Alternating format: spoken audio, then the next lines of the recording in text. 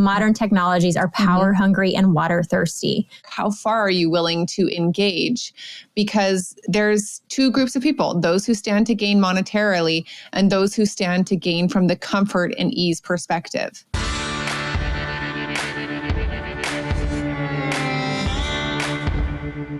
Welcome to the Boom Clap podcast, where culture and conviction collide. I'm Rita Rogers. And I'm Cecily Dickey. All right, so when Cecily and I were shooting back and forth what we were going to talk about today, I had sent a few random topics or seemingly random topics to Cecily, and she sent a few things back to me, and we decided on talking about beauty around us, one of the things, based on just a random conversation my husband and I had. And then I've been going to these wind meetings for a county or two over. One of my friends is affected by these wind turbines potentially coming in. And it had me thinking about data centers. And so we decided to talk about that as well. And these topics at the time seemed completely separate, but we were going to include them on an episode. But really, after thinking about it more in a sermon Cecily was just listening to today, we realized these topics fit together so nicely. They are all connected. Yeah. And I'm really excited for this conversation because I think sometimes the things that seem really random make for the best conversations. And I don't know, I'm feeling very inspired by what we've already talked about just in planning for this episode. And I'm excited to see where it goes. Yeah. So data centers, if you don't know what I'm talking about when I say data centers, we're talking about these huge centers being built all over America, basically to house data. And AI is driving a lot of that. Our cloud services for our phones, all of that require data centers, because you think about like, oh, I'm saving all of my stuff to the cloud. Where is the cloud? It makes it sound like it makes it sound like it's up in the sky somewhere, and it's just like saved in these random spaces. But all of our pictures, all of our emails, all of that needs space to be stored somewhere. Like an actual space to be stored. And so there are these data centers, but AI is creating a huge need for data centers. It's like, it's a huge driver for money right now too. This is something people are investing in heavily because this is a great way to make money, is to have data centers and basically sell storage to companies for their data. And so this is something I think that is going on behind the scenes that isn't getting a lot of traction as far as public commentary, but it's a huge issue for all of us, especially when it comes to the climate conversation that has been forced upon us for the last decade, and also for rural America. I feel like rural America is really bearing the burden for the rest of America, for the city folk and for the suburbs when it comes to these data centers, energy production, wind, solar, and even the world, because I was looking and it sounds like most of the data centers right now, or possibly even the world, I should say, don't know that for sure, but it looks like the majority of data centers are actually in the United States right now. And you think about the world has data. It's not just the United States. So just to give you a little perspective on how fast these things are coming around. So I was looking at an article from April of last year. So April 2024, and there were 2,500 data centers in the US. And as of March of this year, so 11 months later, there were 5,426. So they over doubled the number of data centers in the United States in a year. It's crazy. And for more perspective, each of these data centers, obviously it's going to be a range, but just so you have an idea of how much energy a data center consumes and why this is important to the environmental conversation. So one data center consumes about 1 to 5 million gallons of water per day, which it said would be about equivalent of what a town of 50,000 people would need in a day for water. So 50,000 people, the water that they would need in one day is what one data center takes up. And so that's just the water portion of it. But as far as actual energy, it said that one data center takes up about as much energy as would be required for a small city of 700,000 homes, which I forget was like 1 point something million people. Yeah. That's so much energy. Yeah. So there's an article from medium.com, and it says the construction of data centers in arid areas has similarly strained local water systems. Communities near Salt Lake City have raised alarms about cumulative effects on regional water supplies, particularly as climate change intensifies drought cycles. So it's interesting to me reading a lot of articles about these data centers. They're pulling in the climate conversation, but justifying, they're saying climate change, man-made climate change. Let's say man-made climate change, because climate change is a thing. Like our climate does change. That happens. That is a natural process. But man-made climate change is what has been thrust upon us. And these conversations around data centers, they're often bringing in the climate conversation and complaining about like the heat rising and all of these things. But then they're justifying the use of data centers. And so it's just really interesting how these same people saying cows are bad, people need to drive less, people need electric cars, are like data centers. Okay. Yeah. As if this is the only way of the future, is fully embracing AI. And like, I'll be honest, I haven't even used ChatGPT yet. There's been moments where I've been tempted just to try it out or to see what it would do. And I can see how it would make life easier. But I haven't used it yet. And I'm not saying like good for me, I haven't used it yet, because I have an iPhone, I have a laptop, I have a podcast. So many of the things I do every day require an online connection, and that data has to be stored somewhere. So this is not me sitting on like a high hill and saying, I don't use ChatGPT. No, I use lots of things that require lots of data. But I haven't been able to use that yet for some reason. Not saying that I never will, but for some reason, it just feels like a step that I'm unwilling to take right now, knowing the energy that it consumes. And not so much that, but also just this expectation that this is the only way of the future, that it is going to be AI that makes it possible for us to live our lives and do our jobs. I'm just not on board with that yet. I am not on board with that, and I don't know that I ever will be. It just feels like too much of a sacrifice of humanity.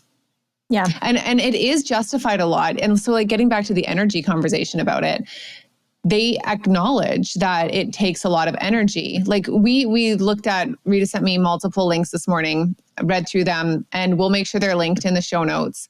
So you can see there's a balance of sources that we pulled from. But they're saying that they can harvest the excess heat that these data centers produce, and they call it reusing heat or whatever, to power homes or industry, store it underground into the water supply to heat homes. I think they're doing it in Poland. So they're saying we can reuse this, like it's going to be fine. But it's not like a net neutral. You know what I mean? Yeah. So it's just really interesting, this whole climate conversation being shoved down our throats. But at the same time, the only way of the future is embracing AI, getting ahead of it, and using more energy, I think, than probably humanity has ever used before, just so that we can follow this vision of the future. Yeah. So to back up just a little bit, the data centers produce a massive amount of heat. So here you have people telling you that we have climate change and it's causing the earth to warm, and our goal is to decrease the temperature of the earth by like 1 degree Celsius by X number of years. I've got that wrong, I'm sure, but this is like the conversation they keep having. And here you have data centers producing all of this massive amount of heat. And so to make the data centers okay, and to make AI and the pursuit of AI okay in their minds, they're saying, oh, we can reuse this heat.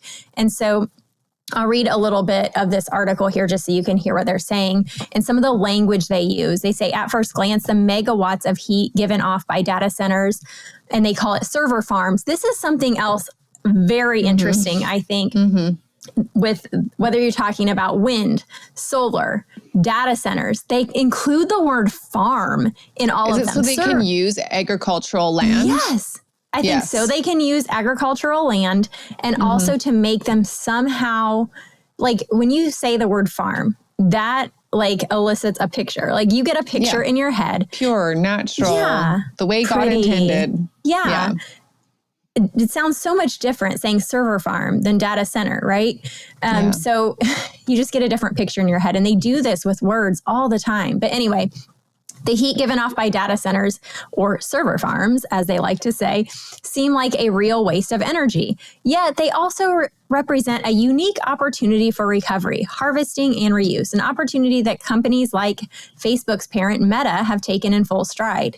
Since 2020, Meta has been recovering excess heat from its data center in Denmark.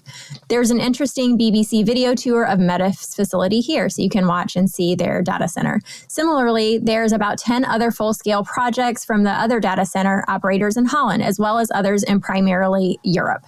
The industry giant describes the heat recovery approach in simple terms. The process to deliver heat to the community begins with a wind turbine. Multiple wind turbines create and add renewable energy to the electric grid, powering our facility, including our servers.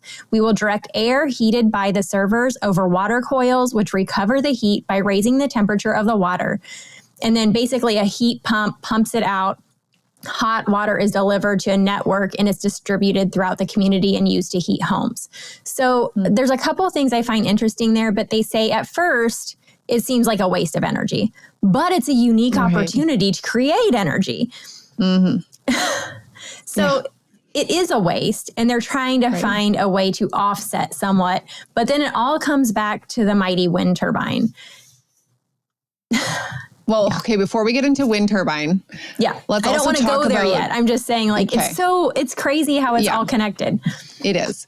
So proximity of these server farms is a huge issue too, because like most of them are in very rural America because they take up huge amounts of land, like server farms, right? They're on probably agricultural land, and that's justified because it's production, I guess. They call it production or harvesting, right? So they can justify it in that sense. But the problem is when the excess heat that has been created by this opportunity that at first looked wasteful, when they go to transport it to the regions that they actually need it, there's so much heat lost in that transfer because it's actually not close to where they can use it. So this might be slightly different in like Poland, where they're doing it for a community because everything's a little closer together in Europe, especially in those smaller countries. But here, where we actually have these server farms, they're not close to where it would be effective. Like there would be too much heat lost in transport to actually make it worthwhile at this point. Yeah, I don't know. I feel like we've gotten ourselves into a mess. And this is part for the later part of the conversation, I suppose, but just to like, my mind is going there right now, but it's just like, we've gotten ourselves into the mess. The only thing that matters to a lot of people is money and getting money and the financial like gain of creating these data centers and being the first to AI, that nobody's thinking about what's actually, well, that's not true. People are thinking about what's going to come of this. You know, the Mark Zuckerbergs of the world are building their bunkers. They are thinking about what's coming down the pike, but they don't care because they're heading all this up. Like they are spearheading it and they're creating what they need to basically get out of Dodge when everything hits the fan. So I think you've nailed it as far as the people who stand to profit, the people who are doing this, who are creating the server farms, who have the platforms, they stand to make a lot of money. Right? So there's money and gain for those who stand to profit. But for the average citizen of Earth, you know, who is not standing to gain from it financially, they stand to gain from it in a different way, right? Which is comfort, ease, feeling like the information of the world is at your fingertips without actually having to work for it. So it's like there's these two different groups of people that are pursuing the same thing, whether they know it or not. Like I'll say I'm pursuing it too, just by the fact that I do participate in it because it is the way of the world, right? The question is like, what is my personal boundary and what is your personal boundary for how far are you willing to engage? Because the fact of the matter is there's two groups of people, those who stand to gain monetarily and those who stand to gain from the comfort and ease perspective. Yeah, you're absolutely right. And this is actually bringing out something I was thinking about earlier that I had totally forgotten. But have you seen on social media everybody making those baby videos of themselves? Yes, I have actually. Here's like my favorite podcast host as a baby talking about something totally highbrow, you know, and there's this little baby saying all these big words and it's funny. But at the same time, like, I am just like, this annoys me. And again, like, I'm not trying to be on a high horse or a pedestal because obviously I engage in a lot of things and I put things on social media myself.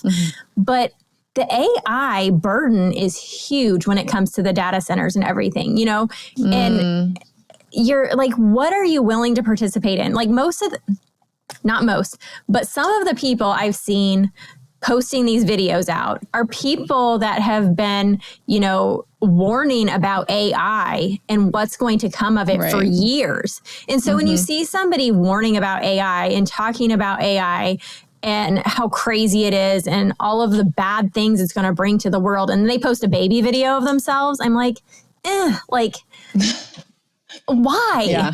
Because you are participating financially and gaining financially by clicks and likes and moving people to your page. And so it's just like... And maybe not even that. Like, maybe you're just a regular person who doesn't have that sort of platform and you're posting a baby video too because you find it funny, right? But it's still a participation. And again, I'm not even saying it's wrong. I've actually really enjoyed watching some of these baby videos. But it is something that contributes to this. And that's the thing. It's like, it is literally in everything that we do. Like, where's your personal line? Like you said, where's your personal line? Yeah. I don't know. It's just, it's coming. And some people will say, like, if you don't participate, you're going to be left behind. And I can see that. And so I'm like over here, I've been deciding for a while, am I willing to be left behind? Like, do I care? And left behind from what? Like, what am I going to be left behind from? That's a great question.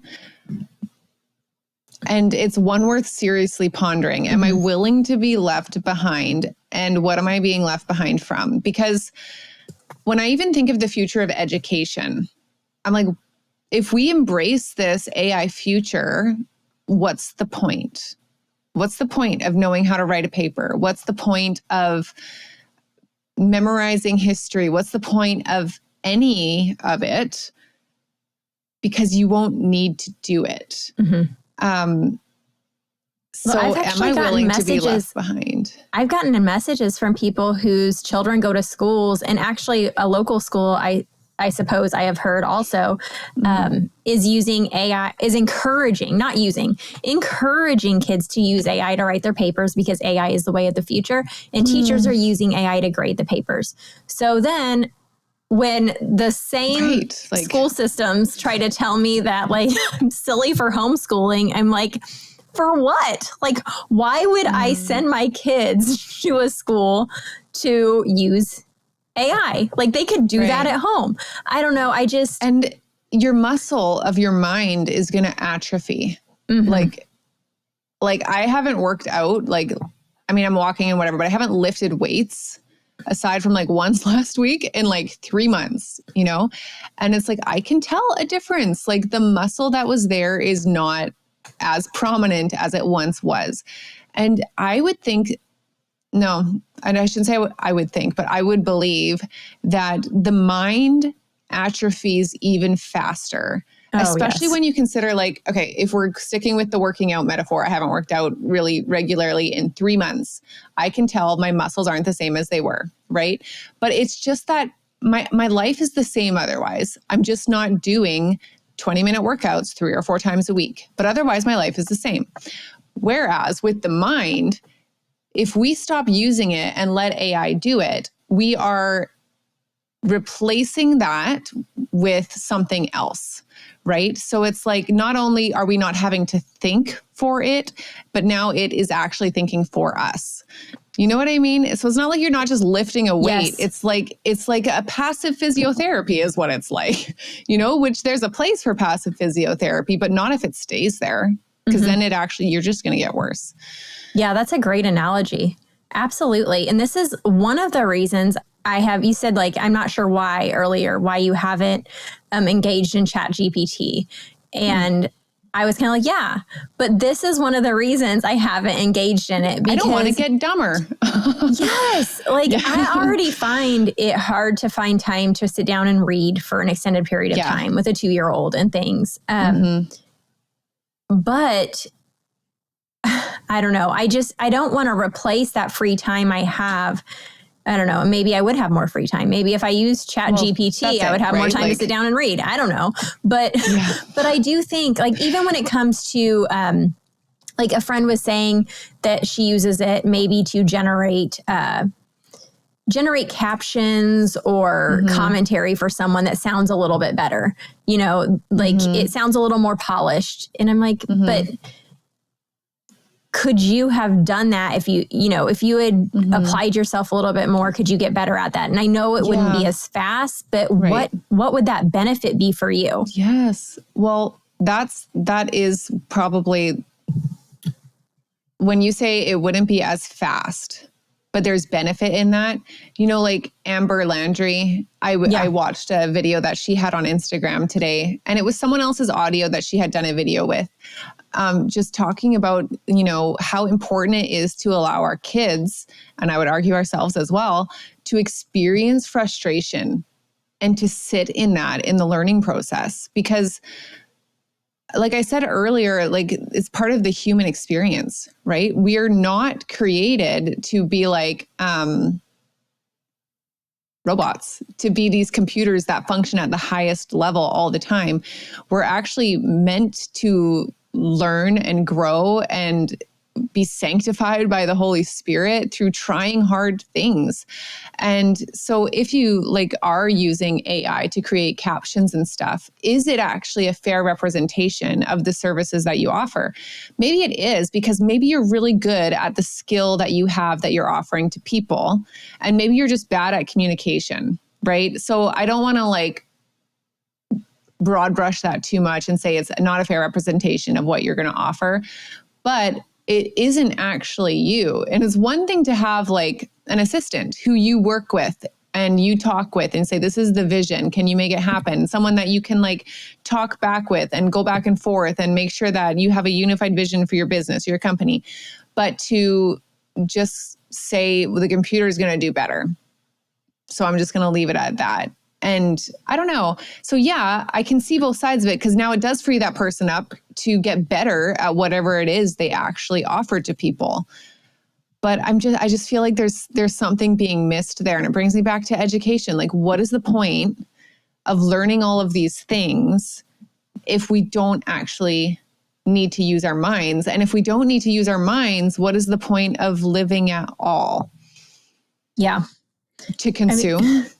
It doesn't make any sense to me. I realize our podcast episodes lately have been broad discussions on topics that there aren't good, solid answers for. And I realize that's a very unpopular thing, because people really, even if you think you're somebody who doesn't like to be given, told what to think or whatever, almost everybody listens to a podcast wanting an answer, I feel like, wanting a question answered. And right now, we don't have the big answers, but I can tell you AI is concerning. It is absolutely concerning. And data centers are concerning. And all of these things being done to rural America in the name of progress for everyone is concerning. And we kind of moved away from data centers for a second to talk about AI generally. But have you seen on Instagram, there's a little icon at the top with a smiley face or something now? And it was kind of like a star or something. Yeah. Do you know, have you clicked on it? No. Okay. So I didn't know what it was, and I clicked on it to see what it was. It takes you into a different messenger box. So you have your AI, or not AI, geez Louise. You have your Instagram messenger, people that message you. Well, you can click this and it takes you into Messenger, but they're all AI chatbots.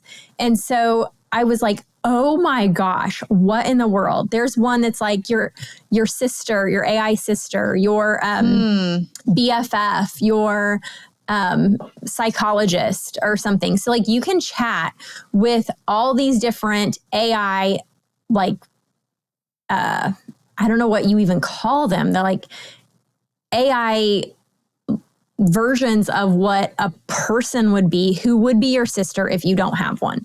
I'm like, this is so strange to me. And I am so shocked. I haven't been on social a lot in the last few weeks, but I'm so shocked I haven't heard anybody talking about it. But it is so incredibly strange. And you can even see how many, let me go in there right now and tell you, Cecily, you can even see how many messages each one of them has gotten.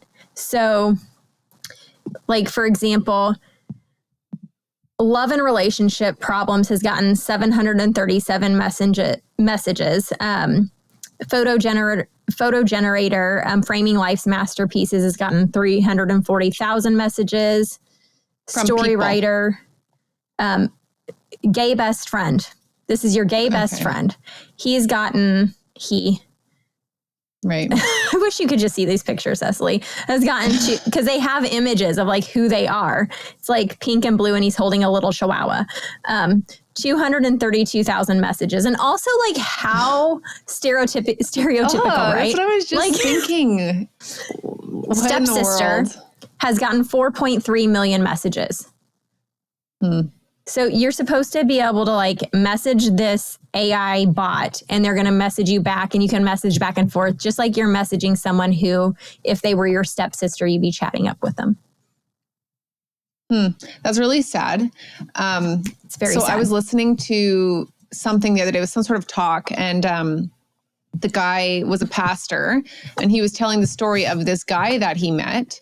And I forget exactly how they met or why, where they were, but some sort of conference. And the guy that he was sitting with was like an entrepreneur. And what he did was he had created like AI robots or something of that sort, that their use was keeping old people company. And I know on this episode we did with Steve Kim, we had played one about, I think it was in China, where they had like these AI pets that were useful because parents were away at work all the time. And this way their kids had someone to hang out with.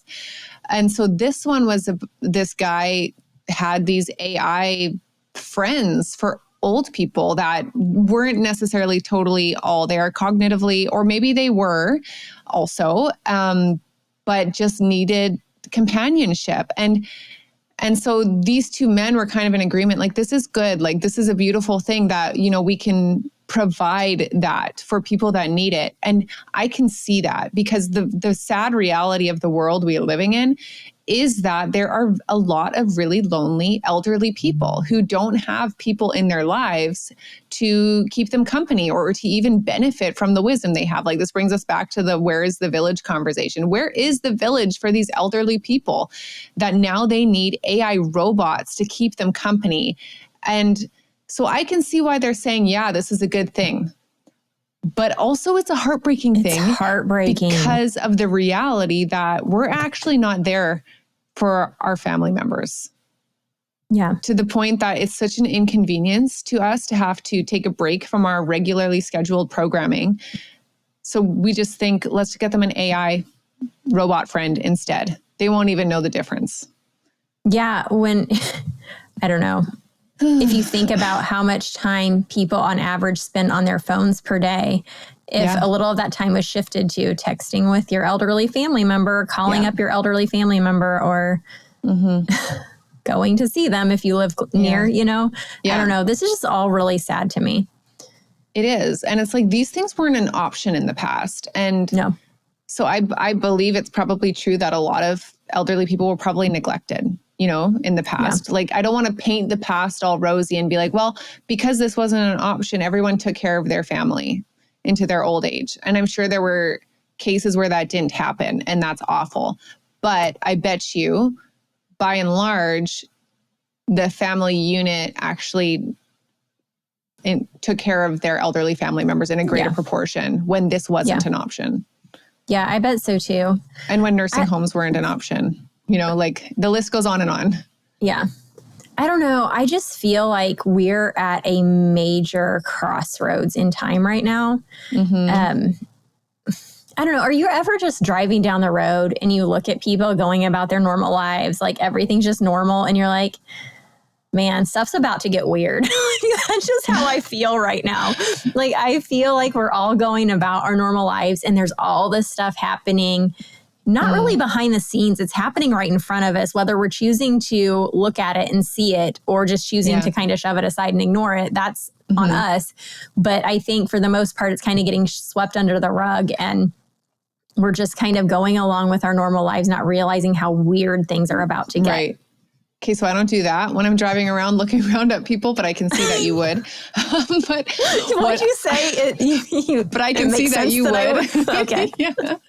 But what I do when I'm driving around looking at people is I'm just blown away by how many people there are in the world. Like and all of these people, this is off topic and we'll get right back to the topic, but and all of these people have lives, like they have families and jobs, and like they're on their way to an appointment because it's part of their life. And it's just amazing to me because you know how like your life, my life, they can feel so full and wonderful or terrible or anything in between. And it's like same for that person and all the other 8 billion people. And it's amazing. It just blows my mind. Yeah. And God knows them all. Yeah. Like, whoa. You know what I mean? It's just kind of crazy. Yeah. Well, I knew we were going to record about this today. And this thought actually crossed my mind when I passed one car on the way to town because of where I live. So it wasn't like all these people. No. But then in thinking about that, I realized how often this, you know, we were talking the other day about how like things just happen in the back of your mind. And then all of a sudden you realize these things are happening in the back of your mind. And then it's like, whoa.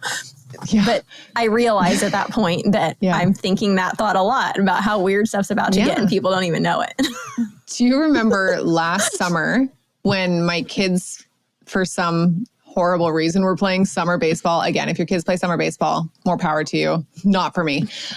But we were playing summer baseball and we had to drive into the city. And do you remember we counted how many Teslas? Yes. And there was like 200 or something on like an hour and 10-minute drive. Like that it was shocking wild to me. And that was taking the back way. Anyway, so this kind of fits in with that conversation because it's like electric cars are kind of in the same vein as like wind turbines and data centers because batteries and whatever, you know, like energy, all of this. But it's just a big difference between where Rita and I live. Like she passed one car, right? And not that I live in not my little town, but you don't have to drive far before it's like you can drive an hour and 10 minutes and you're going to go past like 200 and some Teslas, not to mention all the other cars, you know, like it's wild. Yeah. Sorry, we drifted. That's okay. Maybe it'd be a good time to tell you about our sponsor, Rocasa. It's a good idea. I'm starting to get that like Rocasa, like it almost comes out like because I hear you say it back to me. Sorry about that, Cecily. I say it wrong. But anyway, Rocasa, you guys know we love Rocasa.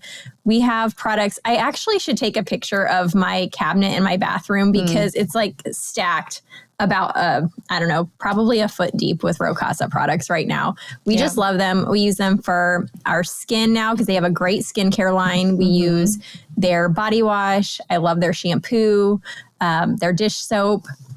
Those are some of our favorite things. I just used the lymphatic cream last night. I had a muscle ache in my back, and so I used it to massage on my back. I don't know what all helped, but something helped. I woke up better this morning, or much better than I was yesterday. So Rocasa products are awesome. I don't know if you want to mention some of your favorites. Yeah. So in keeping with the skincare stuff, the whole line I love, like the frankincense face oil feels amazing. But one that I really like and I know I'll always probably use is the microderm scrub. It's gentle, but I can really feel a difference on my face after I've done it. Like it just feels so smooth. I love it so much. And then deep sleep. I keep the deep sleep lotion, like, or cream. It comes in like an oil, a cream, or a lotion. I keep it by my bedside for those times where my nervous system is overstimulated and I wake up at 3 o'clock in the morning and can't go back to sleep. And it really helps me. It smells so good too. It smells good. My mom uses it as well and loves it. Magnesium cream and lymphatic cream, all really amazing. Yeah. And of course, their flagship product was elderberry syrup. And it's still, I think, one of their very top sellers, if not the top. It is. Yep. So you can go to rocasaorganics.com and you can use the code BOOMCLAP to save 20% on your order, or find the link in our show notes. Okay, coming back to the data centers a little bit, there's an article from hackernoon.com. I don't know, but I found this article pretty interesting because I think that in going to all these wind meetings and in dealing with wind as a possibility near us, this is really part of, or a lot of what the discussion is, just how disruptive it is to the neighborhoods. We already talked about the water issues. It creates water issues for the people that live there when it comes to the data centers, but how it's harming the neighborhood when it comes to property value and noise and quality of life.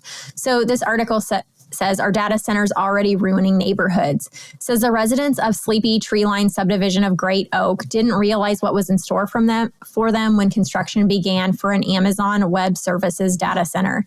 This small community in Prince William County, Virginia, soon became the epicenter of an ongoing quarrel between a multinational tech giant and local homeowners association. Said Dale Brown, the president of the Great Oak Homeowners Association, said the building's constant whir was obnoxious and regularly exceeded 60 decibels, according to measurements taken by some of the neighborhood's residents. Community members went as far as to stage protests out front, holding signs condemning the noise. So many residents were unhappy seeing the massive server warehouses pop up nearby. Companies have built them as close to 50 feet, a mere backyard away from residential properties. Construction's picked up pace in the United States, prompting similar quarrels nationwide. It goes on to talk about the market. It says data centers are proliferating despite pockets of concern. The artificial intelligence market, which experts expect will reach $407 billion by 2027, is one of the main drivers of this trend. Cloud computing technology and the Internet of Things are also pushing demand and exponentially higher. Many modern technologies are power hungry and water thirsty, and they need cutting edge servers and tremendous amounts of storage to function. I found that interesting. I found that to be a really good quote. Modern technologies are power hungry and water thirsty. Yeah, it's true.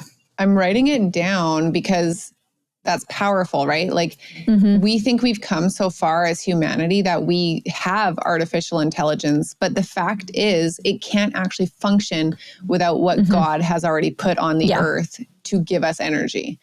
Like it's nothing without what God has created. Yeah. So it says, why are data centers being built in Virginia? And this applies, we can talk about wind, we can talk about all kinds of things, but why are they choosing rural communities? Decision makers are quickly making this state a so-called data center capital of the world for good reason. While some counties are inviting tech companies in hopes of inspiring a second Silicon Valley, others are just convenient locations. The land and labor are cheap in rural areas. Of course, the robust electric and telecommunication infrastructure helps. How these buildings impact nearby neighborhoods. It says one of the biggest complaints is noise. Many don't realize how loud these buildings are until they live next to one.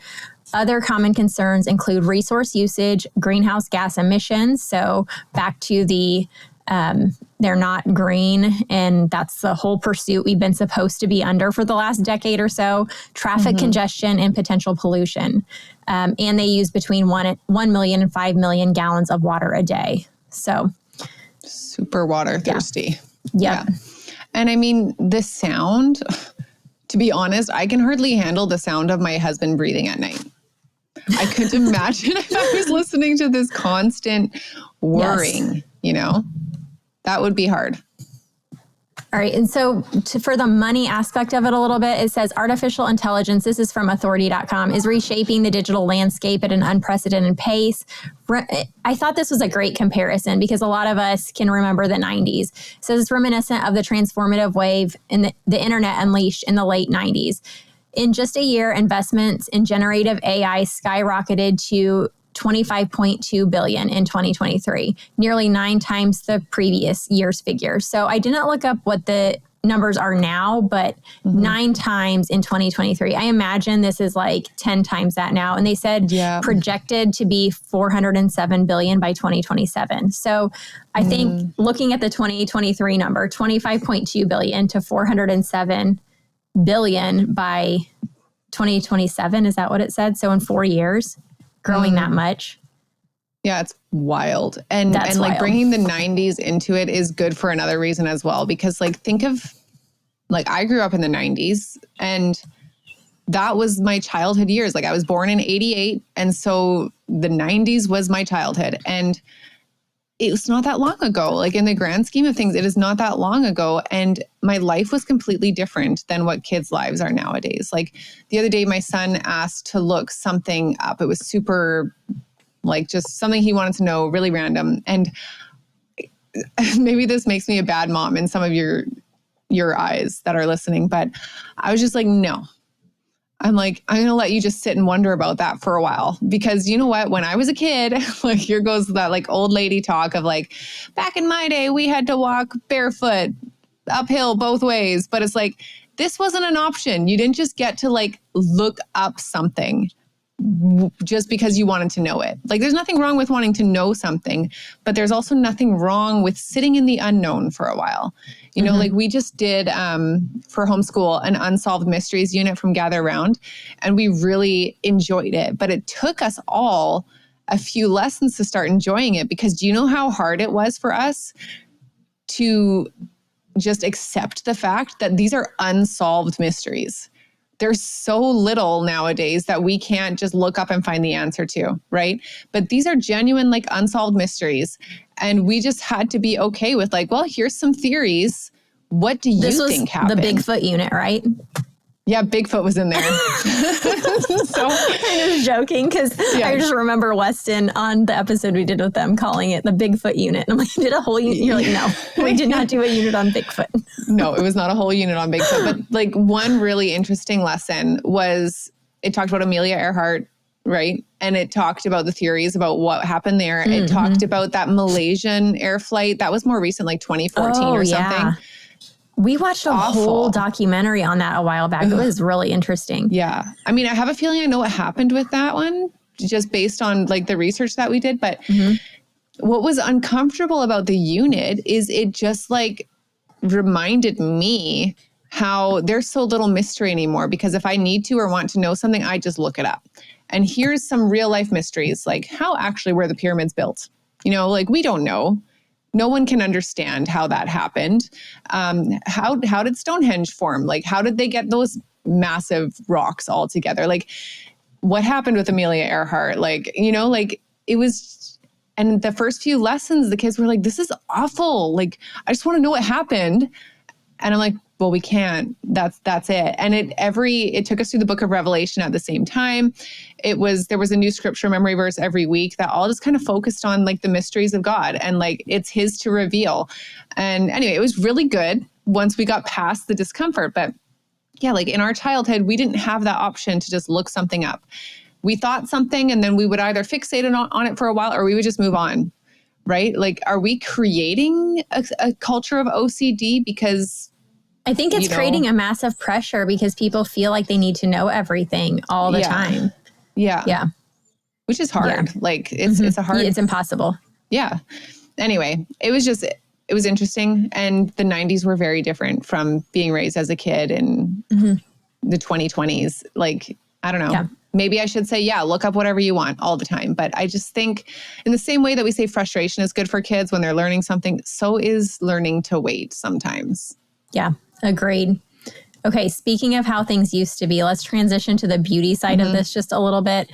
And then maybe we can get into wind a little bit later. But so Levi and I went to a Memorial Day parade, and this isn't something new. Like I think about this sometimes, and we've talked about this before, but we went to this Memorial Day parade, and I was walking around the cemetery a little bit, and I was like, I really like the gravestones that are carved out, like that the letters aren't carved into them, but it's carved out around the letters where the letters are popping out of the gravestone. It's just like a really pretty limestone, and they have designs in them.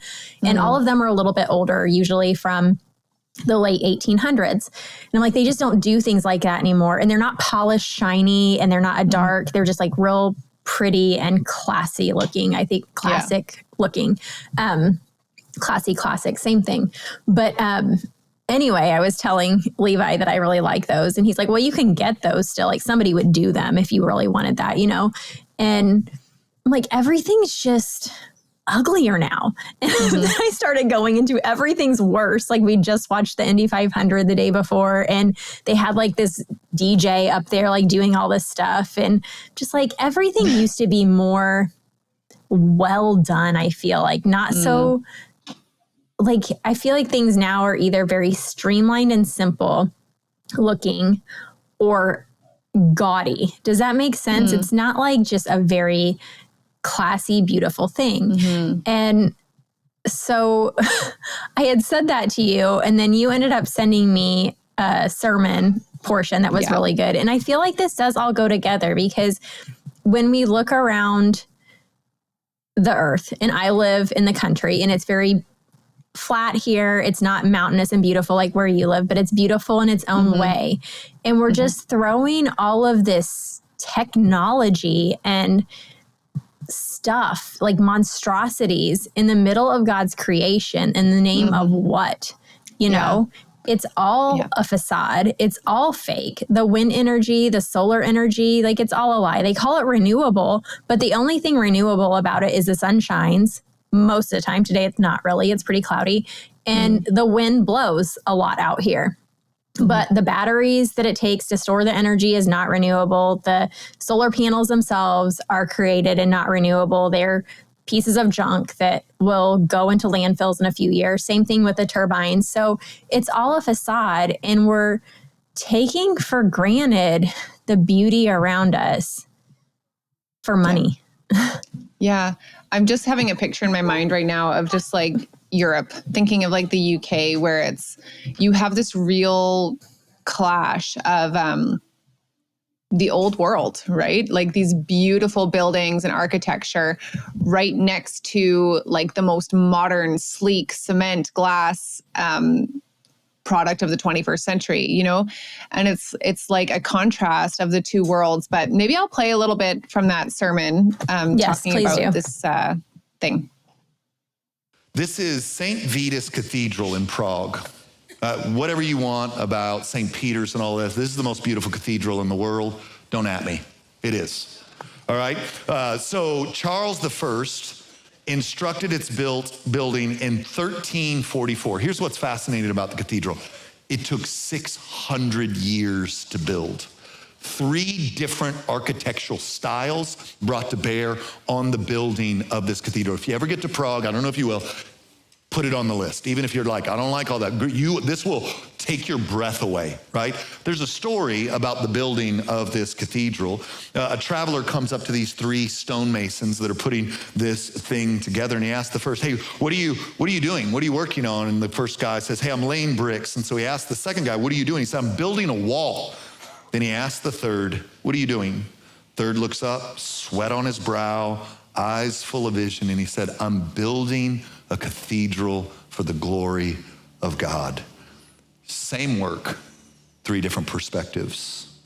So in your life as a man, maybe you see what you're doing as laying bricks. You're going to work, you're paying the bills, you're surviving the week.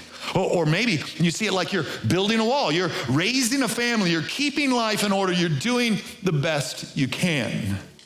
But the man who sees with kingdom eyes understands that blessing his wife with honor, blessing his children with identity, and blessing his community with strength are building a cathedral unto the Lord, an opportunity for the glory of God. Because the funny thing about this cathedral is only that last little tiny group ever get to see it completed.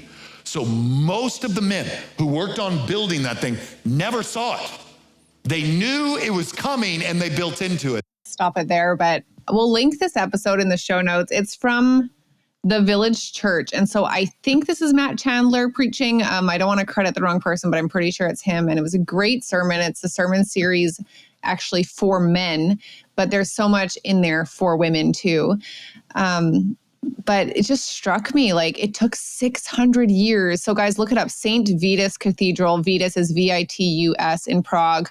It is gorgeous. It's massive. It's incredible. 600 years it took to build it. And like when we think of what data centers are accomplishing for us, they're accomplishing speed. They're accomplishing not actually needing to do it yourself because the computer will do it for you. And then when we look back to this, it was 600 years of hard work by generations of people. And I loved the story of the 3 different guys. Like one, like I can see this in my life sometimes where it's like I'm busy doing something and it's like, what are you doing? Oh, I'm just laying bricks because I'm just overwhelmed with the task at hand and think I'm just laying bricks, right? The second person has a little bit more vision and they can be like, when asked what they're doing, they say, I'm building a wall, little bit more vision, but still not seeing the whole picture. And then the third one, building a cathedral to the glory of God over 600 years and probably not going to see the end of it, but I know it's coming. Like, it's just, man, it's convicting when we think of everything we've talked about in this episode and the lifestyles that we pursue and the lifestyles that are celebrated. And is that what matters? Like, is it what matters? Not at all. You know, like what is the vision? What is the vision you have for your life? What is the vision that God has put before you that he's laid out clearly in scripture? Are you willing to walk that road? Yeah, I think that that's a lot of the problem I have with all the things that we talked about today. When you talk about AI, the data centers, wind, all of that is, it's not what it claims to be. Like all of these companies come in and swoop in and take advantage of these people in rural America. And they're not what they claim to be. They're not building something with a great vision. They say maybe they are on their website, but that's not necessarily what they even talk about in person. They're not talking about, you know, how beautiful it would be to have green energy or all of these things. They're talking about money. And so regardless of what you're doing, whether it's raising your family, you know, going to your everyday job, you know, whatever it is, like we should all be doing things, like you said, for the glory of God with great vision, not just for, like I told you earlier when we were talking about this, the thing that bothers me the most is it is the verse, like the love of money is the root of all evil. Like it's not money is the root of all evil. It's the love of money. And when you're doing things in life, in which I see when we talk about data centers, when we talk about AI, we talk about all these green energy projects, not products. They are for financial gain, period. And so this is the problem. There isn't a great vision behind it. It is for money. It is for redistribution of wealth. It is for taking money from one person through taxation, funneling it through the government, moving it to another person, and redistributing. Yeah. So that's the purpose of the people doing it. But then again, think of the purpose of just the regular people too, right? Like, and I'm thinking of the Bible verse that talks about being sober-minded and self-controlled. Why? For the sake of your prayers. You know, which seems like, interesting. But I can say, I was actually just contemplating this on my walk today because every morning I'm going for a walk and I like spend the first half of the walk praying. And the second half, I'll like listen to a sermon. I'll just enjoy the silence and the birds singing or whatever. And what I've noticed now that I'm like taking more time to pray, because I'll walk, 20 to 30 minutes in one direction. I would pray the whole time because my feet are moving. It makes it easier for me to just keep praying. You know how that goes. And what I've noticed now that I've made a habit of doing this is how differently I respond to situations in life. And I see the difference in like being that bricklayer, the wall builder, or the cathedral builder. And it's because of like the prayers. It's because of the prayers that God changes your perspective and what you see. So you can know, just because it's true, you can know that the people that are implementing these data centers, data farms, server farms, whatever, and all of this, it's for profit. So you can know that, right? But it's going to take being sober-minded and self-controlled for you to lay down the profit that you would gain from it, the profit of ease and comfort and everything that goes along with it. Like, be sober-minded and self-controlled for the sake of your prayers, and see yourself being taken from bricklayer to cathedral builder in your life, and what that will do for your community, right? Yes. I have nothing to add there. I think that's where we should close.